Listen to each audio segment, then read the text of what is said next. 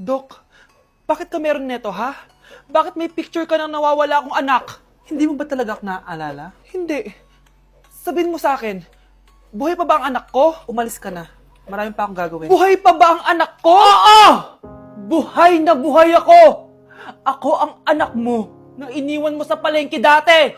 Nagtataka ka? Isa na akong trans ngayon. Alam mo, buti na lang, may mabait at mayamang pamilyang kumukup sa akin. Kaya maganda yung naging buhay ko. Tingnan mo, naging doktor pa ako. Kaya salamat sa'yo at iniwan mo ko. Anak, hinanap kita. Umasa ako na babalik ka. Hindi na importante yan.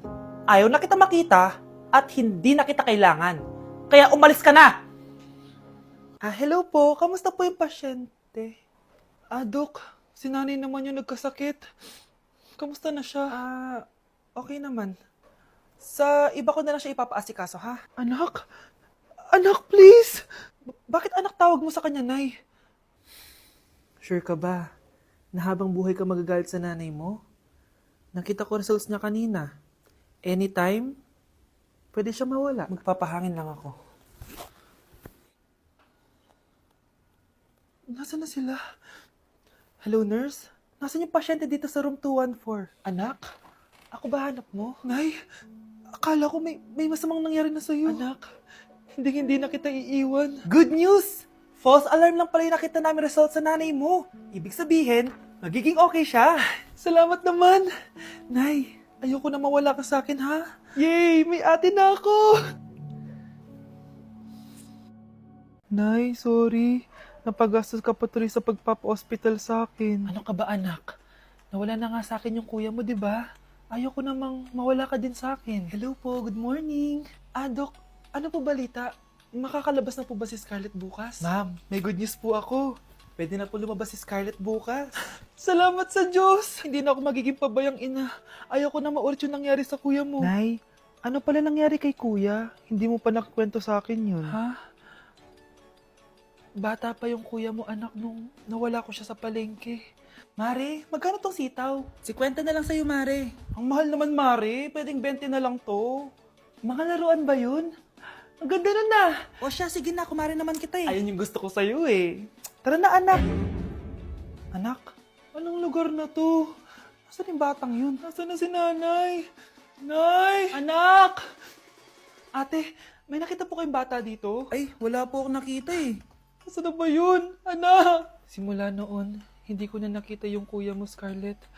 Hanggang sa may pumuntang pulis sa bahay natin. Ang sabi nila, patay na daw siya. Grabe naman yung nangyari kay Kuya Nay. Ang lungkot naman po pala nung nangyari sa kuya ni Scarlett. Sige na po, ma'am. Kailangan ko pa pong bisitahin yung mga ibang pasyente. Sige po, Dok. Salamat po. Anak, ang importante, makakauwi ka na bukas. Opo, Nay. Makakapag-thirst trap na ako ulit.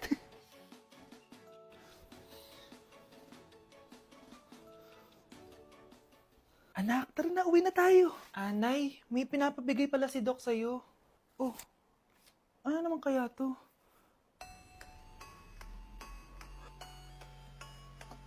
Paano nangyari yun?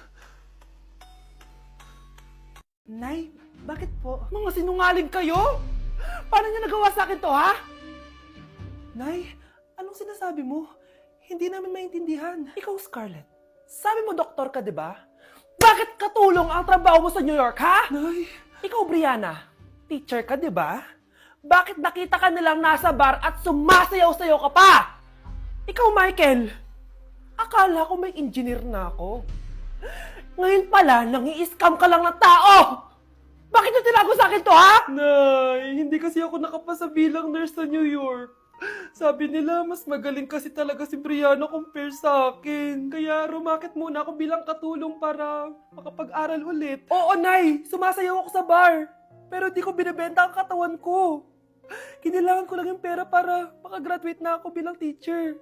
Ayoko na kasi manghingi sa iyo eh. Ang baba kasi ng sweldo ng engineer, Nay. Kaya humanap ako ng paraan para kumita ng pera. Alam ko mali ang pagiging scammer pero yun ang bumuhay sa akin, Nay. Mga anak!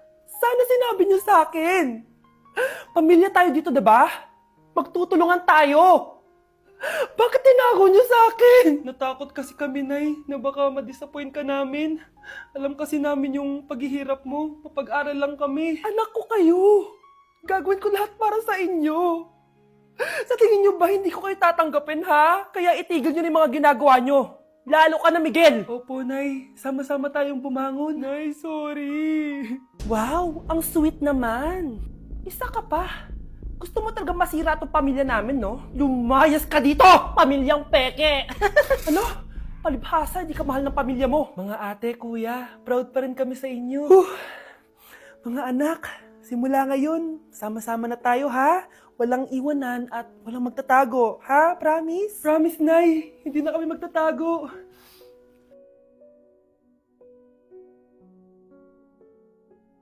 Okay, class, magdi-discuss ako. Makinig kayo sa akin, ha?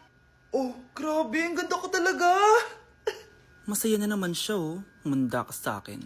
Ah, ma'am, di ba po bawal mag-makeup kapag oras ng klase? Si Scarlett kasi nagme-makeup po.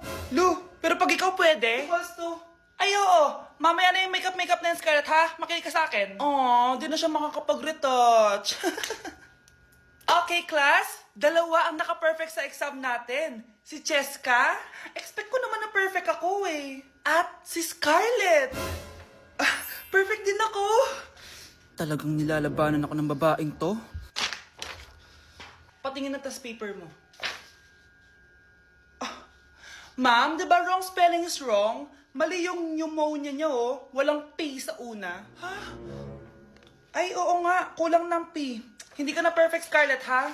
Ayan, ako na ulit ang highest dito sa klase. Kontrabida talaga tong si Samantha sa buhay ko. Bakit di nagre-reply yung jowa ko? Saan na ba yun? Tagal naman ni Scarlett. Saan na kaya yun?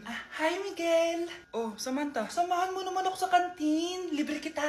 Di pwede. Hinihintay ko yung jowa ko. Ha? Nasaan na ba yun? Yay! Sasamahan mo ako!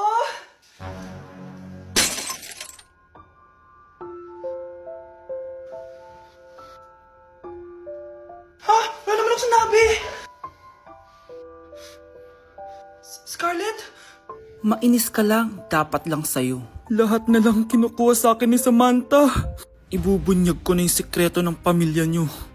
Nay, punta tayo sa mall. Wag muna ngayon, anak, ha? Madami kailangan na tapusin na trabaho si nanay. Sige po, Nay. Palagi na lang busy si nanay. Ako na lang mag-isa lalabas. Diyos ko po, nung oras na! Di pa pala kami kumakain ng anak ko. Anak, anong gusto mong ulam? Nasaan na ako? Hala, si Teddy na dumihan na. Ano yung gumagapang? Anak! Pumunta yun. Mare!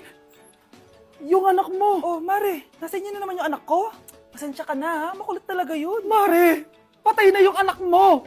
Natagpuan nilang wala ng buhay kasi natuklaw siya ng ahas. Bakit di mo siya binabantayan, ha? Ano? Anak? Hindi. Anak? Ma'am, wag po muna tayo lumapit. Iniimbestigan pa po namin yung bangkay. Anong bawal? Anak ko yun, oh!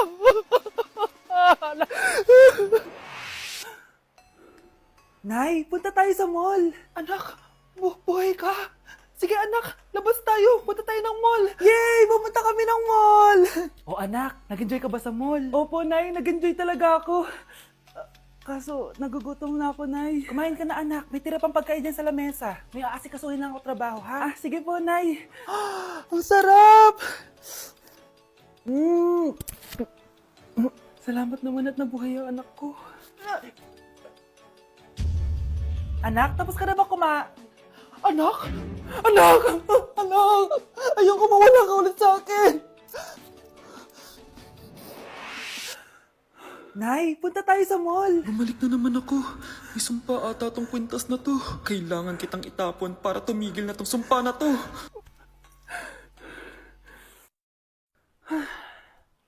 Teka, kwintas ba yun? Sino naman nagtapon itong magandang kwintas na to? Sayang. Akin na lang. Tumatawag. Hello? Hello, ma'am. Kayo po ba yung nanay ni Samantha? Nabangga po kasi siya. Kailangan Ano? pumunta dito sa ospital. Nasagasaan anak ko! Hi, classmates! Namiss niyo ba ako? Oh, anong meron? Mag-review ka na rin, be. May long quiz daw. Excuse Excuse me? Hindi ko kailangan mag-review. Stock knowledge lang. Wow, stock knowledge. Spell mo nga. Watch and learn. Okay, class! Ready na ba kayo sa long quiz? Sana madali lang. Bago tayo magsimula sa exam, isa lang ang rule ko. Bawal mangopya. Are we clear? Opo, Yes ma'am. po. Okay. Okay, let's start. Get one whole sheet of paper. Ma'am, 1 whole po ba? Minus 10 ka na agad. Okay, class. Time's up. Pass your papers. Sana pumasa ako. Nakakalito yung bandang huli. Ano kaya magiging score ko nito? Ikaw, Scarlett. Ako? Feel ko nga bagsak ako eh. Okay, class. Mag-a-announce na ako ng scores, okay? Hello, yun na. Cheska, 12/20. Munti ka lang bumagsak. Miguel, 14/20. Pwede na. At Scarlett, perfect! Wow, paano nagawa ni Scarlett yun? Grabe namang stock knowledge yan. Ma'am, may kodigo siya sa kuko niyo. Oh. Ha? Totoo ba? Scarlett, patingin ang kuko mo. Kaya pala perfect ka? Dapat bagsak na yan eh. Ang daya. Aba, bakit ako babagsak? Eh, ang number 1 rule lang naman ni ma'am ay bawal mangopya. May sinabi ba siyang bawal maglagay ng sagot sa kuko? Meron ba? Ba't parang kasalanan ko? May point si Scarlett. Pointless. Next time, kilalanin yung mga binabangga niyo